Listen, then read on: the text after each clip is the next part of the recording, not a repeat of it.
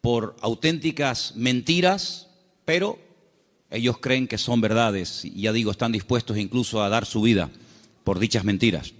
Así que la verdad echa fuera las mentiras. Y entonces podemos comenzar a vivir, punto número 3, según las leyes del reino de Dios. No según las modas, no según los criterios y las opiniones del mundo, sino según los principios establecidos por el Señor, principios del reino, como les llamamos. A continuación, podemos comenzar a experimentar paz en nuestra vida. No hay paz si no estamos en la verdad. No hay una verdadera libertad, ni hay una seguridad y una estabilidad en nuestra vida, a menos que la verdad sea la base y el fundamento de nuestra existencia.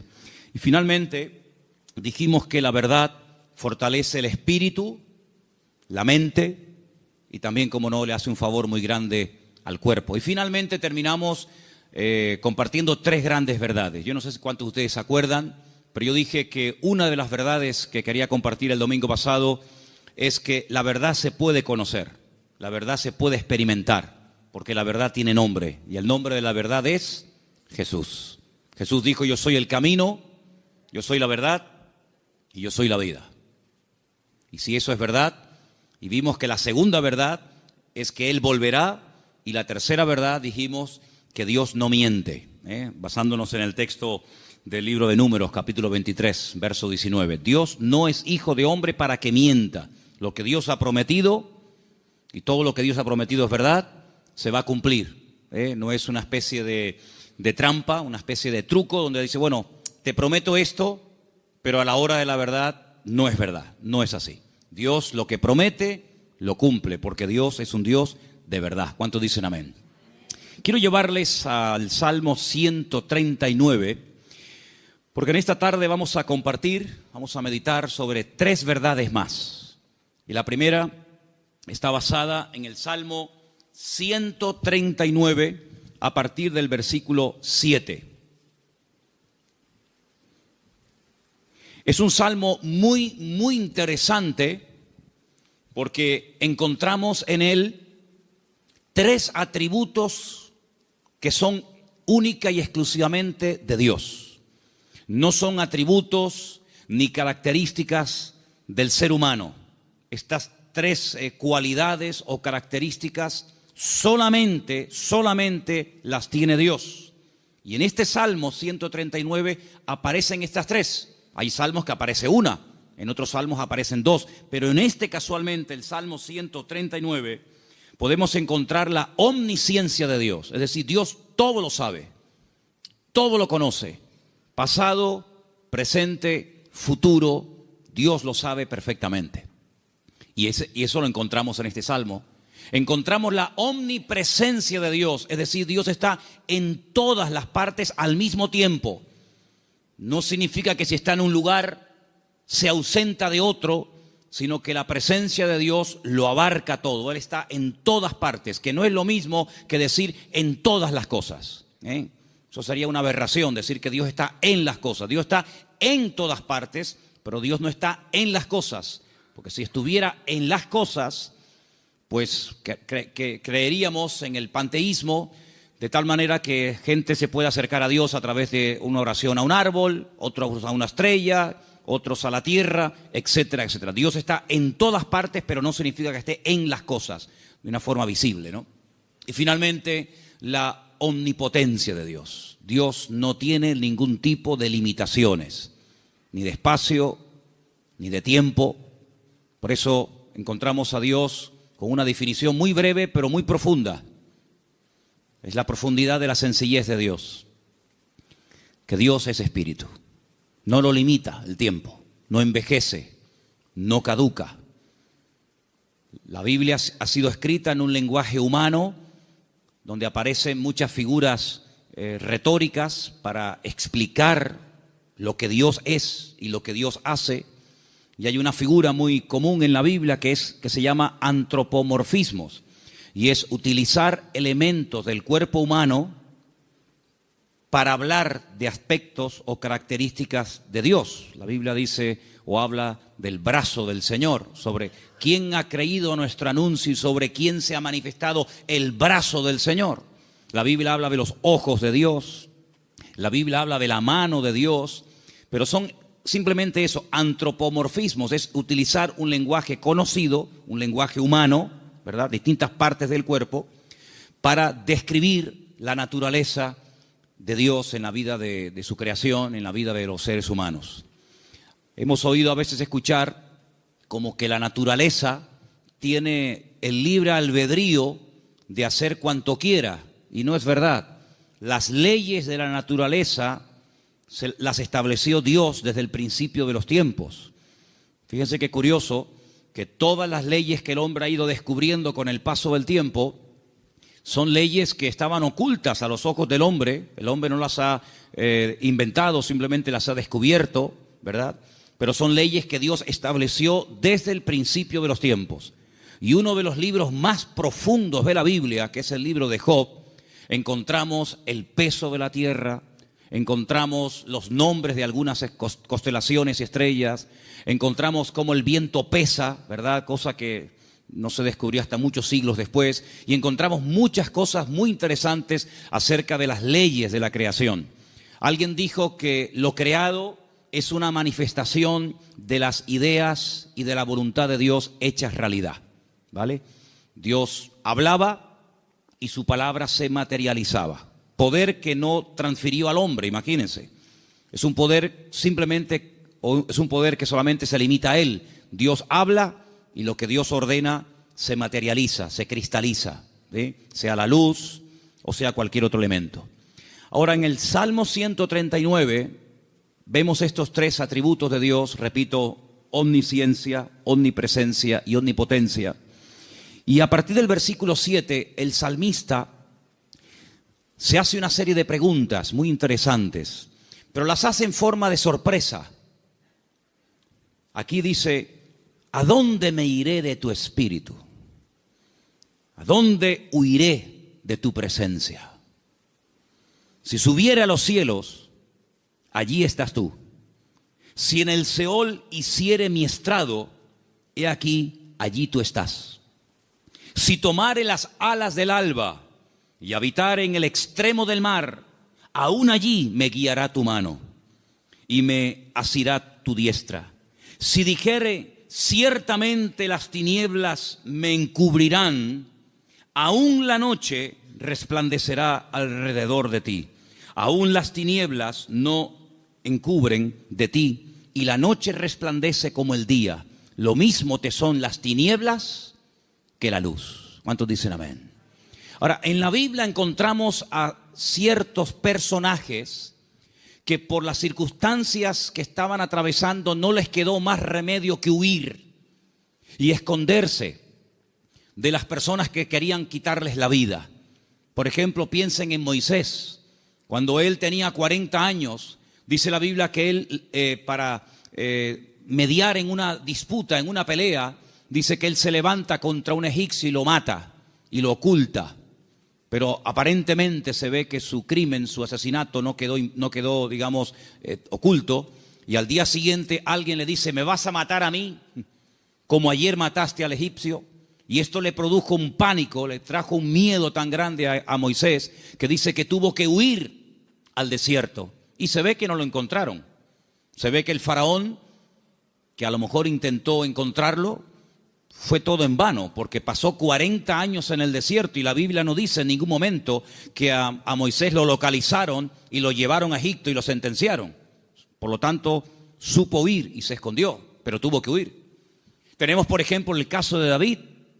David es un joven que recibe el llamado de Dios, la unción, el respaldo de Dios siendo muy joven. El profeta Samuel derrama sobre él aquel cuerno lleno de aceite que tipificaba la unción que él tendría el día de mañana para ser el segundo rey de Israel. Y dice la Biblia que durante muchos años, David tuvo que huir y tuvo que escaparse y esconderse, porque Saúl estaba obsesionado con quitarle la vida. Y se ve que lo hizo bien, por supuesto, la bendición de Dios también estaba con él, porque Saúl nunca lo encontró, a pesar de que muchas veces estuvo muy cerca de echarle mano, incluso hasta de quitarle la vida.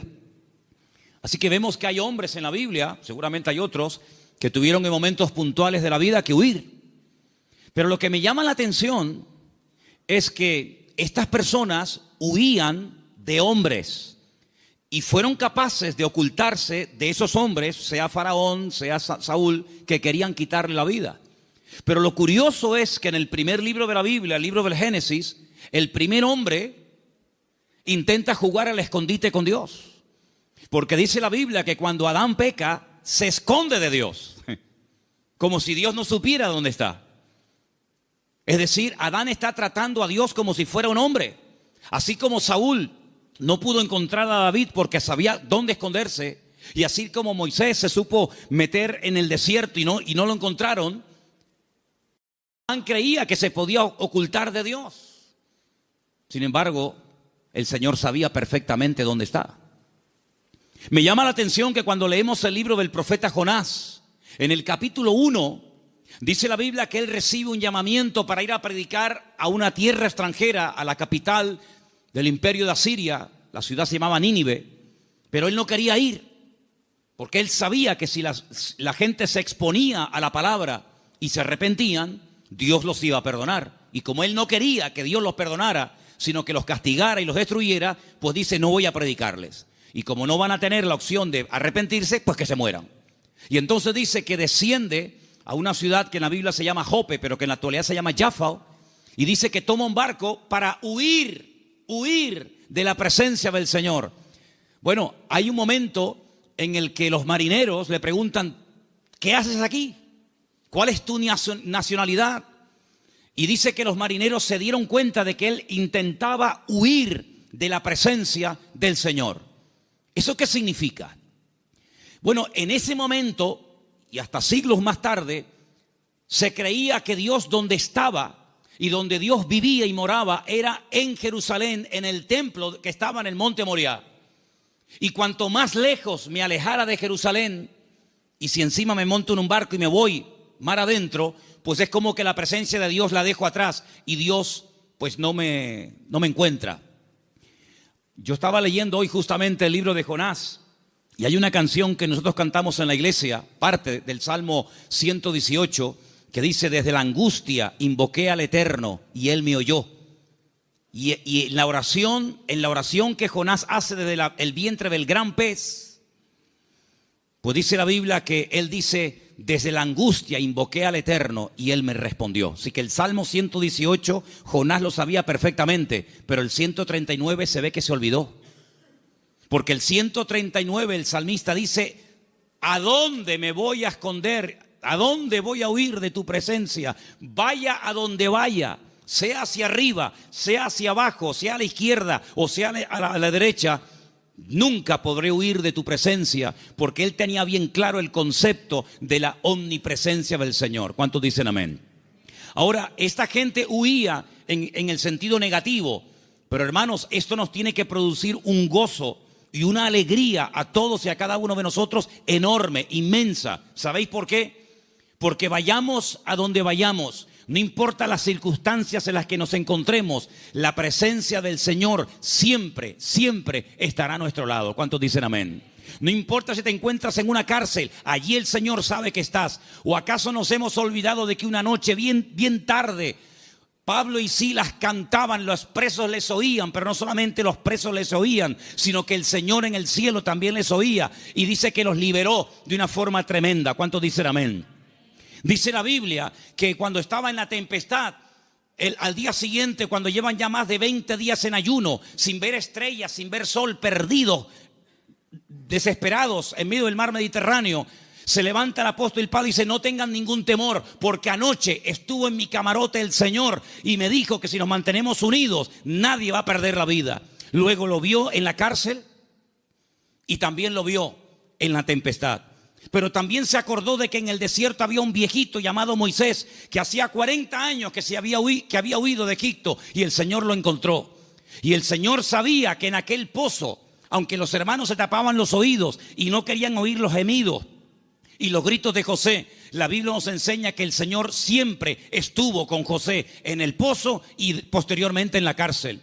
No hay ni un solo lugar donde nosotros vayamos en esta vida donde el Señor no esté a nuestro lado, sino que incluso hay una promesa del Señor que nos dice, he aquí yo estoy con vosotros todos los días hasta el fin del mundo. Hoy estaba analizando, estaba echándome un rato la siesta y de repente, ¡pum!, me desperté como un resorte y me fui a mi oficina y empecé a escribir todo lo que me venía a la cabeza. Y fíjate, me venía a la cabeza cuando Elías, huyendo, otro que huye también, en este caso no de un rey, no de un faraón, sino de una mujer llamada Jezabel, la reina perversa, esposa de Acab, que quiere matarlo. Dice que salió corriendo, huyendo para que Jezabel no pudiera matarlo. Y dice que se mete dentro de una cueva. Y entonces dice que de repente se produce un terremoto tremendo, tremendo. A tal punto que dice que las rocas se parten por la mitad. Pero dice, Dios no estaba en ese terremoto. Más adelante dice que viene un viento huracanado espectacular, tremendo, que lo arranca todo. Y dice, pero Dios no estaba allí tampoco. Y al final, después de muchos, cosas de la naturaleza, dice que viene un viento apacible y él reconoce que en esa calma y en esa quietud estaba el Señor. Y me venía a la mente el capítulo 37 de Ezequiel, cuando dice que el Señor le permite ver un valle lleno de huesos secos en gran manera. Y dice que no se levantaban ni producían ningún temor porque no estaba el Espíritu de Dios dentro de ellos. Si como la Biblia dedica tiempo a decir dónde Dios no está, pero también la Biblia dice dónde Dios sí está. Por ejemplo, también apuntaba todas las veces que ocurren tragedias y desgracias en la vida. A continuación añade la Escritura y dice, pero el Señor estaba con José. ¡Qué maravilla! Hermanos, saber que nuestro Dios está con nosotros todos los días, ¿no te produce una alegría y una tranquilidad de saber que pase lo que pase y venga lo que venga y digan lo que digan? Nuestro Dios está con nosotros porque es omnipresente. No hay que ir a un lugar específico a visitarlo, como durante siglos y generaciones tenían que hacer las 12 tribus de Israel, que 3 veces al año tenían que viajar cientos o miles de kilómetros para ir a Jerusalén a visitar y a celebrar la fiesta del Eterno, sino que el Señor ha prometido estar con nosotros en cualquier momento, en cualquier lugar. No importa si somos jóvenes, adolescentes, niños o ancianos. No importa si estamos en la iglesia, en la casa, en el trabajo, en un barco, en un avión, en un submarino. No importa. La presencia del Señor siempre estará a nuestro lado y eso significa que la protección del Señor siempre estará con nosotros. Esa es la primera verdad que quiero compartir con ustedes en esta tarde. Y si habéis prestado atención a la lectura, ¿cuál fue la lectura de hoy? ¿Cuál fue? Salmo 121. ¿Cómo empieza el Salmo 121? Alzaré mis ojos a los montes. ¿De dónde vendrá mi socorro? Ay, amigo, cuando tú estás donde empezaban los peregrinos que iban a Jerusalén a celebrar las fiestas, cuando tú te pones en el principio de ese camino, allí en lo alto, en Galilea, y ves un camino estrecho, rodeado de unas montañas gigantescas, y te explican que en esas montañas se ponían los ladrones y las bandas armadas para robarle las ofrendas y los diezmos que iban a llevar al templo a Jerusalén. ¿Cómo nos van a alzar los montes los peregrinos y decir, Señor, ¿de dónde vendrá nuestro socorro? No es que está implorando la ayuda de las montañas, no, porque el versículo siguiente dice, nuestro socorro viene del Señor que hizo los cielos y la tierra. No dará tu pie resbaladero, ni se dormirá el que te guarda. Él guardará tu salida y tu entrada desde ahora y para siempre. ¿Cuántos dicen amén? Hermanos, en estos tiempos en los que estamos viviendo, es importante que nos recordemos cada día el Señor, la presencia del Señor, la cobertura del Señor está a mi lado. ¿Cuántos dicen amén? Dile que está a tu lado, el Señor está con nosotros porque es un Dios fiel. Aleluya. Esa es la primera verdad que tenemos que tener presente en nuestra vida. Primera de Juan 5:18, primer versículo que nos van a leer en esta tarde. Primera de Juan, capítulo 5, verso 18. Presten atención, por favor. Sabemos que todo aquel que ha nacido de Dios no practica el pecado, pues aquel que fue engendrado por Dios le guarda, y el maligno no le toca. El maligno, la promesa que dice, el maligno no le toca. ¿A quién no le toca? Al Hijo de Dios. ¿Y por qué no le toca? Porque está protegido. ¿Por quién? Por aquel que lo engendró. Nuestro Dios no solamente está, sino que está para defendernos, está para guiarnos, está para bendecirnos. No está dormido y hay que despertarlo, como en algún momento el profeta Elías les decía a los profetas de Baal: griten, griten, levanten la voz. Tal vez vuestro Dios está de camino, o está dormido, o cansado, se ha ido de viaje. Sino que nuestro Dios está a nuestro lado, pero no de una forma pasiva, indiferente, sino que está a nuestro lado para pelear nuestras batallas y defendernos. ¿Cuántas veces hemos mencionado el pasaje de cuando el profeta Eliseo, no Elías, Eliseo, se encuentra rodeado de enemigos y su criado Giesi se lo comenta y le dice: estamos rodeados, nos van a matar? Y el profeta Eliseo ora para que el Señor le abra los ojos espirituales a su criado incrédulo Giesi, porque le dice: más son los que están con nosotros que los que vienen contra nosotros. Y entonces él pudo ver por los ojos de la fe cómo la presencia del Señor estaba alrededor de aquella casa, y aquellos que venían a matarlos al final quedan ciegos y ellos los tienen que guiar hasta salir de la ciudad. Hermanos, ese es nuestro Dios, un Dios que ha prometido estar con nosotros todos los días. Estemos también nosotros con Él todos los días. ¿Cuántos dicen amén?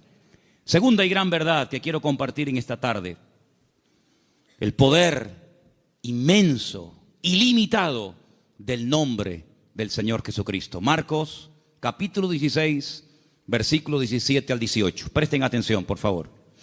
Y estas señales seguirán a los que creen. En mi nombre echarán fuera demonios, hablarán nuevas lenguas, tomarán en las manos serpientes, y si bebieren cosa mortífera no les hará daño. Sobre los enfermos pondrán sus manos y sanarán.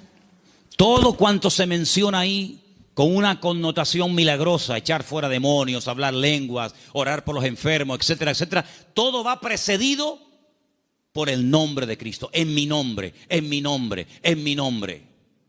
El Señor Jesucristo nos enseña en la palabra que cuando oramos los creyentes tenemos que orar en su nombre. Firme la oración. No oramos en nuestro nombre. No nos acercamos a Dios con nuestros méritos, sino que oramos en el nombre del Señor Jesucristo. Y en el libro de Filipenses, el capítulo 2, nos da una pincelada, una explicación del poder tremendo de ese nombre. Presten atención. Después de humillarse, después de despojarse de toda su gloria y dignidad, después de haberse hecho siervo y estando en la condición de hombre, se humilla hasta lo sumo y muere de una forma terrible, como era la muerte de cruz, y haciéndose obediente hasta la muerte. A continuación de eso dice: por lo cual Dios lo exaltó hasta lo sumo, a lo máximo, y le dio un nombre sobre todo nombre. Y ahora escucha versículo 10: para que en el nombre de Jesús se doble toda rodilla de los que están en los cielos, en la tierra y debajo de la tierra, y toda lengua confiese que Jesucristo es el Señor, para gloria de Dios Padre. El poder del nombre de Cristo, no somos conscientes de lo poderoso que es mencionar ese nombre. Los demonios huyen y tiemblan cuando se menciona el nombre de Jesucristo. Es un nombre de poder, es un nombre de autoridad. No hay nada ni nadie que se resista al poder del nombre de Cristo. Una vez escuché a un predicador que vino a Las Palmas hace muchos años. Había sido misionero en África. Y un día no se le ocurre otra cosa más que ir a una tribu de caníbales. Y dice que mientras dormía en una choza durante la noche, hay un momento en el que él se despertó y ve a un caníbal con un garrote a punto de darle un palo en la cabeza y matarlo. Dice que fue algo tan rápido, no había tiempo para decir: hermano, vamos a orar, espérate un momentito. Dice que solamente dijo: Jesús. Solamente mencionó el nombre del Señor. Y dice que se le cayó ese garrote de la mano a este hombre y salió corriendo. Hermanos, hay millones de testimonios de personas que han sido sanadas liberadas, salvadas, bendecidas y transformadas por el poder del nombre de Jesucristo. Es un nombre que tenemos que utilizarlo cuando oramos, cuando hacemos cualquier cosa, conducir, estudiar, trabajar, salir, entrar. Porque no solamente es una sugerencia, no solamente es una propuesta, una idea que les lanzo, sino que es un mandamiento bíblico. Vamos a leer en Colosenses 3:17. Fíjense cómo la Biblia nos enseña lo que estoy diciendo en esta tarde. Colosenses 3:17, por favor. Y todo lo que hacéis, sea de palabra o de hecho, hacedlo todo en el nombre del Señor Jesús. Todo. Dando gracias a Dios, Padre, por medio de Él. Todo lo que hacéis, todo lo que habláis, hacerlo todo en el nombre del Señor Jesucristo. Cuando se monten en el coche a conducir, Señor, en tu nombre pedimos que nos traigas y que nos lleves de regreso a casa con tu paz y con tu bendición. Cuando vayas a un examen, cuando vayas a prepararte para hacer un examen o estudiar, Señor, yo me preparo, yo estudio, yo memorizo, pero yo pido que en tu nombre este examen salga bien, Señor. Cuando vas a trabajar o cuando vas a buscar trabajo, cuando vas a dormir, cuando vas a levantarte, todo lo que hacemos y todo lo que decimos, dice, hacedlo todo en el nombre de nuestro Señor Jesucristo. ¿Cuántos dicen amén? Y vas a ver cambios, vas a ver algo diferente en tu vida, porque ese nombre es un regalo, permítame la palabra, que Dios le ha dado al creyente, a sus hijos, a su pueblo, a su iglesia, para que lo use. El Señor Jesucristo le dijo un día a sus discípulos, no habéis recibido nada porque no os habéis atrevido a orar en mi nombre, pero a partir de ahora, todo lo que pidáis en mi nombre, os lo daré, para que mi Padre sea glorificada en esa petición. ¿Cuántos dicen amén? Así que esta es la segunda verdad que tenemos que interiorizar en nuestra vida. Tenemos un nombre, hermanos, un nombre de autoridad en el cielo, en la tierra donde vivimos ahora mismo y aún debajo de la tierra. Un nombre que no tiene limitaciones de ningún tipo. Pues vamos a usarlo, porque la Biblia dice que es el regalo del Padre al Hijo, un nombre que es sobre todo nombre, para que en ese nombre se doble toda rodilla de los que están arriba en el cielo, en la tierra y aún debajo de la tierra, y toda lengua confiese que Jesucristo es el Señor, para gloria de Dios Padre. Dice también en un versículo que vamos a leer a continuación, en Proverbios 18:10, nos pone un ejemplo gráfico de la protección que proporciona el nombre del Señor, el nombre de Dios. Proverbios 18:10, por favor. Torre fuerte es el nombre del Señor. A Él correrá el justo y será levantado. Torre fuerte es el nombre de nuestro Señor, y a Él correrá el justo y será levantado.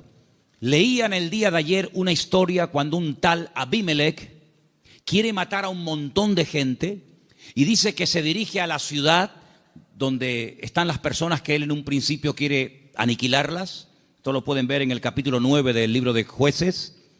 Y dice la Biblia que en esa ciudad había una torre donde la gente de la ciudad, las mujeres y los niños se metieron, subieron a lo alto de la torre y allí se escondieron, y dice que no les pasó nada.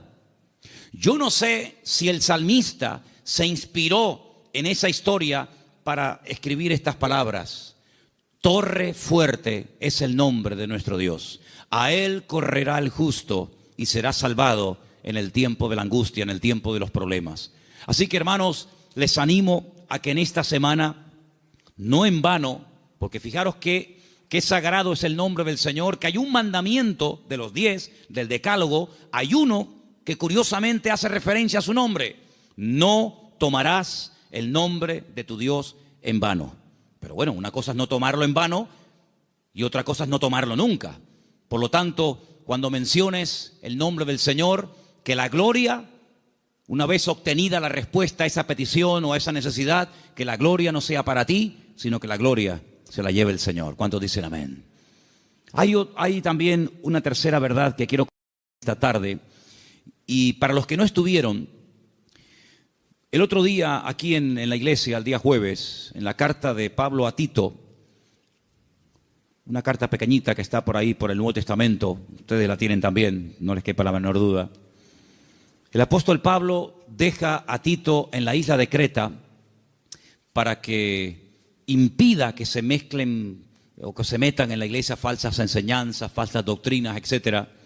Y una de las cosas que el apóstol Pablo le decía a este joven pastor es que en la iglesia tiene que haber, a nivel de cuerpo, una sana doctrina y que el liderazgo, los ancianos que él iba a nombrar para que ocuparan cargos de responsabilidad en la obra, tenían que ser personas con una serie de características. Algunas eran prudentes, con paciencia, serios, sobrios, etc. Pero lo que me llamó la atención es que dice, y el liderazgo tiene que tener una fe sana.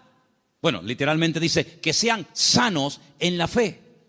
Y esto despertó mi curiosidad, porque la tercera verdad que quiero que en esta tarde escuchen ustedes y quiero compartir es el poder que tiene el cuerpo, el pueblo del Señor, siempre y cuando la fe de esa iglesia sea una fe sana. Y algunos dirán, pero ¿cómo que una fe sana? ¿Es que acaso hay una fe que no es sana? Pues sí. La fe a veces se puede enfermar. De hecho, vimos el jueves, repasamos un poco, que hay un momento puntual en el ministerio del Señor Jesucristo en el que algunos discípulos vienen y le dicen, Señor, nos ha pasado algo y queremos contártelo. Hemos entrado a una ciudad y no nos han querido recibir. No han sido hospitalarios, han sido fríos. Incluso nos han pedido que nos marchemos de la ciudad, que no quieren saber nada de ti, de tu ministerio ni de tus palabras. Y le dicen ellos al Señor, y uno de ellos era nada más y nada menos que Juan. ¿Quién lo diría? Señor, ¿quieres que oremos para que caiga fuego del cielo y los destruya a todos? Oye, qué fe, ¿eh? Ellos creían que si oraban y que cayera fuego del cielo, el Señor respondería a sus oraciones. Pero el Señor dice, alto. No. Ese espíritu no es el que debe de caracterizar a un discípulo mío. La fe no es para destruir, la fe es para edificar. Si en todo lugar donde no nos escuchan vamos a pedir fuego, vamos a prenderle fuego a todo el país. Y una vez dije, ¿por qué se creen ustedes que el Señor se llevó al profeta Elías? Porque como siguiera como seguía, le iba a prender fuego a todo el país. El único que iba a quedar con vida era él. Pero saben, hermanos, esa es una fe distorsionada. Es una fe mal encaminada. Es una fe que, como una especie de lámpara de Aladino, te crees que todo lo que pides tienes que recibirlo. Y no está basada en la razón, no está basada en la palabra, en el sentido común, sino está basada en una emoción, en un rechazo que sientes hacia una gente que no te ha querido escuchar.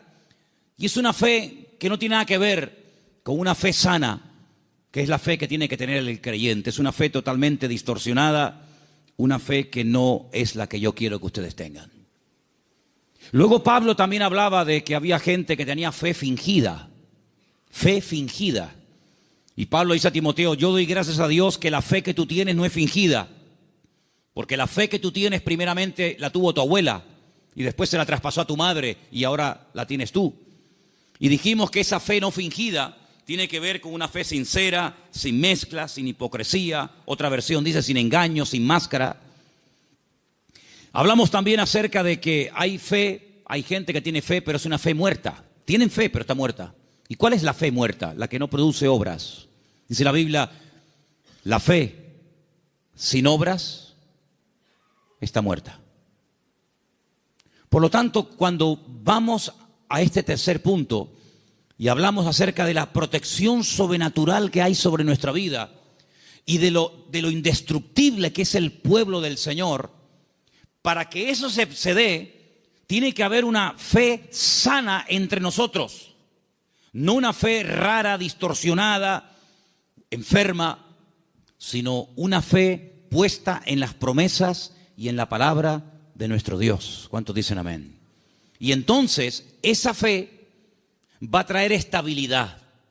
Esa fe va a traer una revelación del verdadero Dios al cual tenemos que honrar, adorar y servir.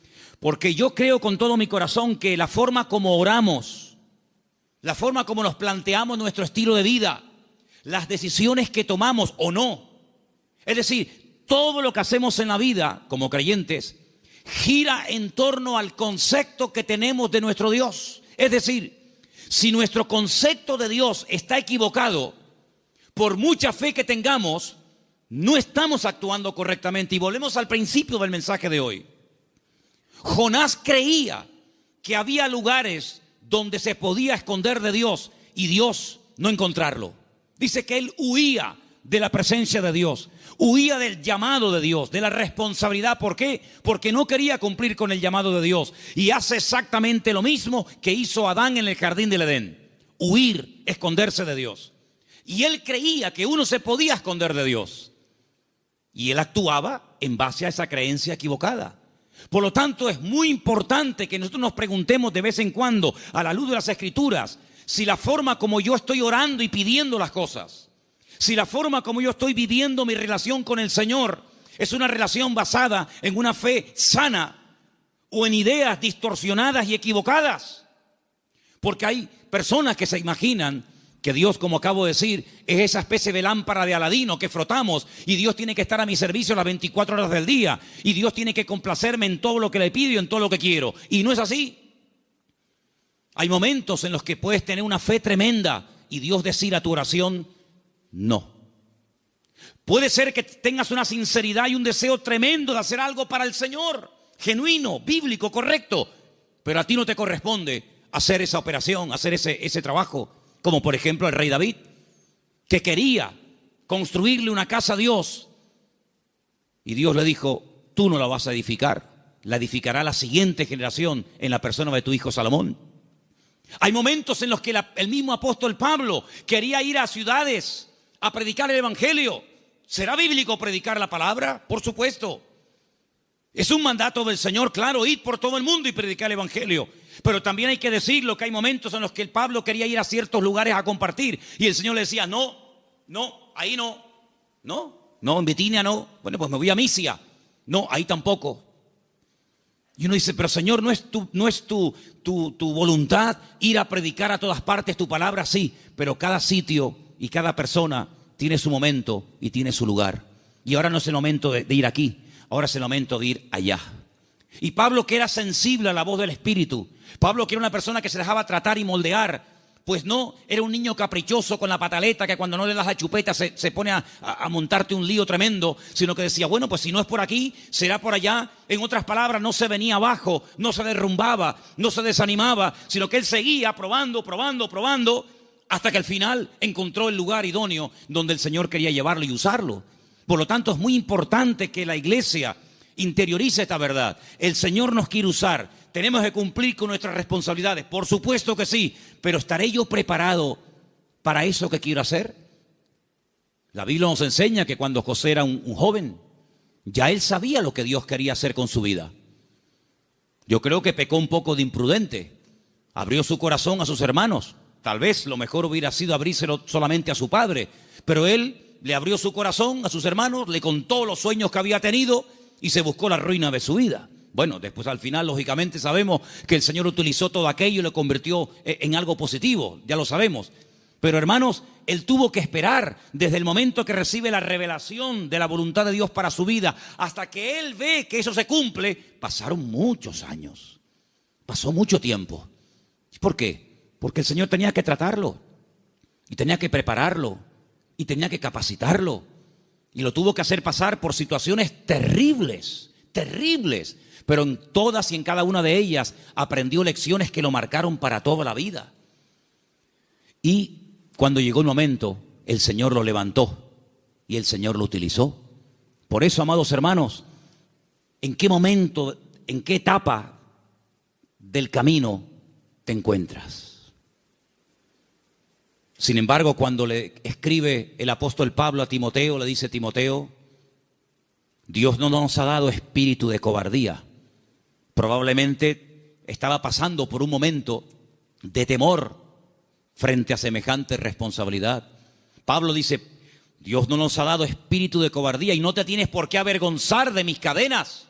Cuando te pregunten dónde está tu apóstol Pablo, dónde está el fundador de la iglesia, no te avergüences de mis cadenas, da testimonio de ellas. Y te recuerdo que tienes que cumplir con tu ministerio. Y te recuerdo que tienes que predicar la palabra a tiempo y fuera de tiempo. Y te recuerdo que tienes que cuidar tu salud. Y te recuerdo que no le des lugar a los comentarios de la gente que te menosprecian por la edad que tienes, etcétera, etcétera, etcétera. En otras palabras, ¿por qué le exige que sufra? Sufre, pelea, predica, con ganas y sin ganas, a tiempo y fuera de tiempo. ¿Por qué? Porque sabe que está en una etapa de la vida en la que a él se le puede exigir, pero a otras personas Pablo no les exigía tanto. ¿Por qué? Porque no habían llegado al nivel y a la madurez que Pablo entendía que Timoteo ya tenía. Por lo tanto, en base a tu conocimiento, en base a tu madurez, en base al desarrollo que tú tienes en el Señor, se te exigirá más o se te exigirá menos. Pero todo creyente que forme parte del cuerpo de Cristo, el cual llamamos iglesia, tiene que asumir las responsabilidades que le corresponda. Y yo, por ejemplo, en esta tarde, tengo aquí una pequeña lista de cosas en las cuales todos sí podemos, a pesar de que lleven poco tiempo o mucho tiempo, todos sí podemos cumplir con ellas. Por ejemplo, con la puntualidad. Yo doy gracias al Señor de que en esta iglesia, salvo raras excepciones, siempre se empiezan los cultos a su hora. ¿Sí o no? ¿No dicen que no? Hemos estado en algunas iglesias donde el culto se ha empezado media hora tarde. Y durante la predicación aún sigue entrando gente. Y decirnos a algunos miembros de la iglesia, en esta iglesia siempre ha sido así. Es imposible empezar un día a tiempo. Bueno, yo doy gracias al Señor de que por lo menos en eso no somos malos, ¿no? Sino que generalmente solemos ser puntuales. Cuando se propone o se expone a la congregación un proyecto, una idea o algo, generalmente un altísimo porcentaje de la congregación responde apoyando pues dicha actividad o proyecto o lo que sea. En otras palabras, hermanos, la iglesia va a crecer en la medida en la que tú crezcas. La iglesia, cuando hablamos de iglesia, ¿qué es la iglesia? La iglesia eres tú, y tú, y tú, y cada uno de nosotros. Y la iglesia, ese concepto a veces tan abstracto, como dice ¿la iglesia qué es? Pues la iglesia eres tú. La iglesia tendrá la madurez de todos y cada uno de nosotros. Pero esa madurez, ¿dónde la aprendemos? ¿Aquí o ya venimos con ella de casa? Después del culto hoy, queremos reunirnos unos poquitos minutos con los padres de los chicos que en este momento, ahora mismo, están en la escuela dominical. ¿Por qué? Porque una de las cosas que tenemos que entender es que la iglesia, por ejemplo, en los domingos, la escuela dominical, es un refuerzo a lo que teóricamente los niños ya aprenden de sus respectivos padres en el hogar. ¿Cuántos dicen amén? Es decir, si ustedes no oran a la hora de la comida, difícilmente, por más que se lo enseñen ahora mismo las hermanas que están allí con esos niños, que hay que orar dándole gracias al Señor por la comida que entra por nuestra boca, si después durante la semana, que es muy larga, hasta el próximo domingo, no ven a papá y no ven a mamá orando un momentito, dándole gracias al Señor por los alimentos, pues le vamos a hacer al niño, perdonen la palabra, un cacao, porque le estamos enseñando algo en la iglesia que luego ustedes no lo apoyan. Es decir, que lo que aprendan aquí, luego vean la práctica en el hogar. ¿Cuántos dicen amén? Si, por ejemplo, un niño un día en una escuela dominical tiene una clase donde, por ejemplo, no sé, se le habla del perdón, pues que cuando lleguen momentos puntuales, pues que el niño vea que en casa la asignatura del perdón se aprueba con sobresaliente y no siempre con suspenso. Y simplemente quiero ponerles un ejemplo.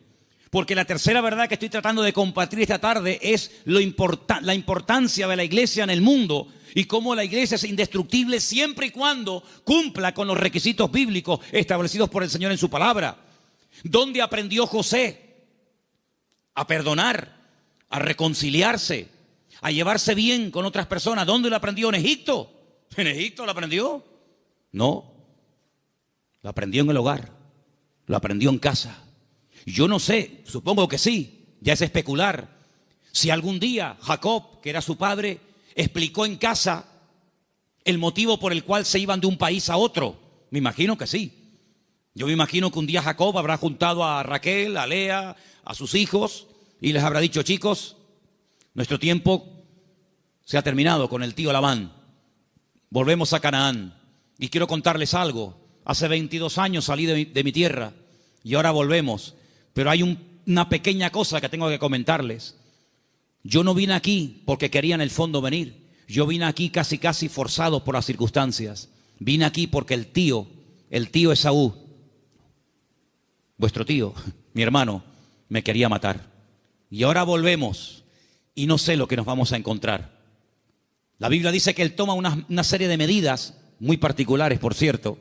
Fue haciendo diferentes grupos, a las que menos amaba o con las que menos tenía, no sé, feeling, las fue poniendo por delante y él lógicamente se quedó atrás, con la que él realmente quería y con sus hijos. Y le llega la noticia de que el tío Esaú viene con 400 hombres armados hasta los dientes. Y entonces él se va a la montaña a orar. Y es allí cuando tiene un encuentro con el Señor que lo cambió para toda la vida. Y es allí donde pelea con un ángel. Y dice la Biblia que allí donde Dios le cambia el nombre de Jacob por Israel. Y al día siguiente llegó el momento de la verdad, amigo. Llegó el momento de a ver qué pasa. O se acaba todo o empieza todo. Y allí se va José con su padre, con sus hermanos. Y allí dice la Biblia que Jacob y Esaú se abrazaron, se perdonaron, se reconciliaron y todo se solucionó. Y allí estaba José. La primera vez en su vida que veía al tito Esaú. La primera vez en su vida que veía algo tan impactante que sin lugar a dudas lo marcó.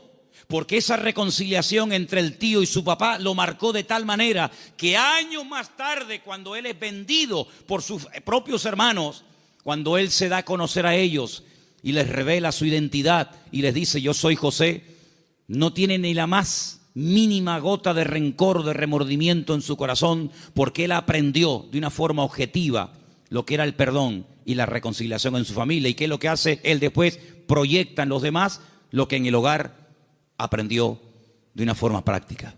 Por eso, amados hermanos, es muy importante que lo que ustedes aprenden en los cultos, lo que los niños aprenden en la escuela dominical, luego durante la semana se van a presentar muchas oportunidades para orar, para pedir perdón, para saber cómo reaccionar ante una situación. Y entonces ahí donde tenemos que trabajar en equipo, porque la iglesia que entiende que no somos solamente iglesia cuando nos reunimos aquí en Garcilaso de la Vega, número 13, y cuando apagamos la luz y arrancamos los coches y cada uno se va a su casa, dejamos de ser iglesia. No, seguimos siendo iglesia. Seguimos siendo iglesia. No en un lugar físico como este. La iglesia ahora se divide para multiplicar. La iglesia que se divide dentro es una ruina. Pero la iglesia que fuera, cuando termina el culto, se divide y se lleva la bendición de Dios, se divide, entre comillas, para después multiplicar y para extender la luz del evangelio fuera. ¿Cuántos dicen amén? Por eso es muy importante que nosotros nos preguntemos y nos analicemos de vez en cuando cómo va el nivel de nuestra fe. Quiero ponerles un pequeño ejemplo de la Biblia, donde dice la palabra que un padre desesperado, un padre con un problema con un hijo que nada ni nadie puede solucionar, fue un día con toda la fe y con toda la sinceridad del mundo a pedir ayuda al Señor, pero el Señor no estaba. La Biblia dice que el Señor había pasado la noche en oración con 3 de sus discípulos en la montaña. Pero bueno, ya que estoy aquí, aprovecho para que por lo menos los discípulos del Maestro oren por mi hijo. Y fue un fracaso. No resultó. La palabra dice que cuando el Señor baja de la montaña, este padre va al Señor por fin y le dice: he traído mi hijo a tus discípulos y no han podido hacer absolutamente nada. Si tú puedes hacer algo. Increíble. Y el Señor le dice: si tú puedes creer más bien. Y es cuando pide ayuda: Señor, ayuda a mi incredulidad. Menguó en la fe. En unas horas la fe pasó de creer que mi hijo tiene remedio a decir: si puedes hacer algo. Eso no es una fe sana. La fe sana es la que aguanta la prueba. La fe sana es la que se extiende. La fe sana es la que sabe reaccionar cuando dice el Señor no. Porque cuando dice el Señor sí, la fe se amolda y se adapta muy bien. Pero cuando el Señor dice no, es donde verdaderamente se prueba la fe. Por eso dije el jueves, y quiero volver a repetirlo porque para mí fue algo muy importante, y es que una fe que no va acompañada de paciencia se convierte en tormento. Por eso hay gente que dice: yo he orado Y como tú dices, Manolo, en el nombre de Cristo, y tengo fe, y lo creo, y además creo que es bíblico lo que estoy pidiendo, pero Dios no me responde. Pero es que la fe sin paciencia se puede llegar a convertir en un tormento. Por eso una fe sana es la fe que va acompañada de paciencia. Y de ahí que el salmista diga, y volvemos a mensajes de la semana pasada, encomienda al Señor tu camino, confía en Él y Él hará cuando lo crea oportuno. ¿Cuántos dicen amén? Por eso la iglesia, claro que es indestructible. Hay promesas que las puertas del infierno no prevalecerán contra el pueblo de Dios. Pero siempre y cuando el pueblo de Dios se mantenga alineado y siempre y cuando el pueblo del Señor tenga ese mismo sentir. Permítame llevarles al libro de Filipenses, por favor. En la carta del apóstol Pablo a los Filipenses, y mientras la buscan, decirles, amados hermanos, que esta carta se escribió desde la cárcel en Roma. En el capítulo 4 de la carta de Pablo a los Filipenses, ustedes van a encontrar que el apóstol Pablo está hablando de gozo, de regocijarse. Y uno dice, pero ¿cómo es posible que en semejantes circunstancias el apóstol Pablo escriba una carta cuya palabra más repetitiva es la palabra gozo y alegría? Bueno, pues porque el gozo del creyente, la estabilidad del creyente, no depende de si está en libertad o privado de libertad, sino depende de una fe sana depositada en los brazos del Señor. Pero en medio de la carta, cuando él está explayándose, dando unas explicaciones extraordinarias sobre todo esto, llegamos al versículo 2, Filipenses 4:2, donde él hace un ruego, una tarea que les pongo. Escriban en un papel todas las veces que Pablo le rogó a alguien algo. No lo hace mucho, pero aquí tienen un ejemplo. Este no vale, tienen que buscar otro. Le ruega a Evodia y a Síntique que sean ¿qué? De un mismo sentir en el Señor. Evodia y Síntique eran unas hermanas de esta congregación, eran creyentes, fieles asistentes a la congregación, que no les está haciendo un llamado para que acepten al Señor en su vida y se conviertan. No, ya son creyentes, son hermanas de la congregación, pero entre ellas hay algo. No son de un mismo sentir. Algo pasó entre estas hermanas que a Pablo le perturba. Y Pablo hay un momento en el que hace un paréntesis en el desarrollo del tema de la carta de Filipenses y dice, ruego a Evodia y a Síntique que sean de un mismo sentir en el Señor. Porque una iglesia, como un matrimonio que tiene un mismo sentir, es algo indestructible. ¿Cuántos dicen amén? Pero una iglesia donde uno dice arriba y otro dice abajo, uno dice a un lado y otro dice a otro, donde uno dice no, oremos, otro, no, ayunemos, no, discipulemos, no, evangelicemos, salgamos, no, quedemos, no. Difícilmente esa iglesia puede ser una iglesia bendecida y una iglesia que impacte a la gente que lo rodea. Pero cuando hay un mismo sentir en el Señor, cuando el capitán de la nave es el Espíritu de Dios y la cabeza de la iglesia es el Señor Jesucristo, esa iglesia puede avanzar, esa iglesia puede ser una bendición y esa iglesia es un botón, un punto de referencia en el mundo espiritual de algo que el Señor está haciendo en este lugar. Porque permítame decirle que una de las grandes enseñanzas del apóstol Pablo, y esto tiene una profundidad tremenda, inmensa, es que dice que la iglesia no solamente puede tener un impacto a nivel de sociedad, como evidentemente lo tiene con los vecinos, con los familiares, con los que vienen, etcétera, sino que dice el apóstol Pablo, es una enseñanza muy profunda que comparte con los efesios, es que la iglesia, según cómo se comporte, según cómo actúen sus miembros, según cómo se relacionen unos con otros, tiene también un impacto en el mundo espiritual, ante los principados y ante las potestades. Y uno dice, ¿pero cómo puede ser eso? Claro que sí. La iglesia puede llegar a ser un freno. La iglesia puede llegar a ser una luz. La iglesia puede incluso impedirle al enemigo que campe a sus anchas y que haga lo que le dé la gana. Porque la iglesia es un freno en el mundo espiritual que el diablo reconoce perfectamente. ¿O se creen ustedes que el diablo no sabe que tú eres un hijo de Dios? ¿Se creen ustedes que el diablo no nos ve a nosotros? ¿Se creen ustedes que los demonios no nos observan cada día cómo hablamos, cómo oramos o cómo no oramos, cómo entramos, cómo salimos? Claro que lo ven. Había una vez unos jóvenes que querían echar fuera un demonio de un hombre. Y cuando fueron a orar por él, no se les ocurre otra cosa. Qué listos y qué tontos al mismo tiempo. Querían echar fuera los demonios en el nombre del Cristo que predica Pablo. Y los demonios le respondieron y les dijeron a los 7 hijos de Seba, así se llamaba el padre de estos muchachos: conocemos a Pablo y conocemos al Cristo que predica Pablo, pero a vosotros no os conocemos absolutamente de nada. Así que el diablo sabe dónde vivimos, sabe nuestra identidad, sabe nuestro nivel de madurez, sabe nuestro nivel de santidad con el Señor, sabe hasta dónde puede llegar, porque como dije al principio, hay una protección, una cobertura sobrenatural 24 horas al día sobre la vida de la iglesia, sobre la vida de cada uno de sus hijos. Pero a veces nosotros podemos abrir rendijas, a veces nosotros incluso hasta le damos ideas al enemigo. Por eso dice Pablo: no le deis lugar al diablo. No le des lugar al diablo en tu casa. Si hay algo por donde está colando el enemigo, sé sabio y quítalo, elimínalo. Si hay algo en tu vida que produce que entres en un picado, en un enfriamiento, en un apartamiento de la palabra y del Señor, aléjalo de tu vida.